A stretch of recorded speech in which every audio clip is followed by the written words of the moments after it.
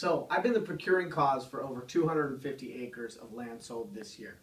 And the reason why I tell you that is because the next option for people for inspections is the survey. Now a survey is where someone comes out and they look through their little thing and they come up with the boundaries of your property and they actually measure the size of your property. Now that can be pretty darn important if you're buying acreage. You've got to make sure that the buyer is taking on the responsibility for creating information in their escrow before they complete their sale. And so it's not uncommon for buyers to want to get a survey.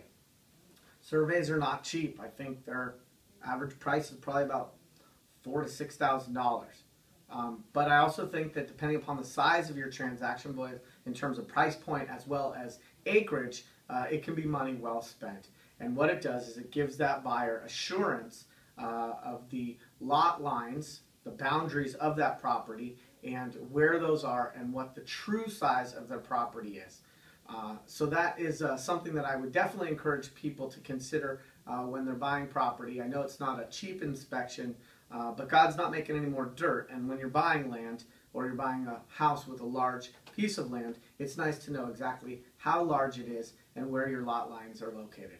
Especially if you're planning on putting in a large amount of fencing or anything like that on your boundary line. It would say you're gonna put fencing in on a 5-acre parcel.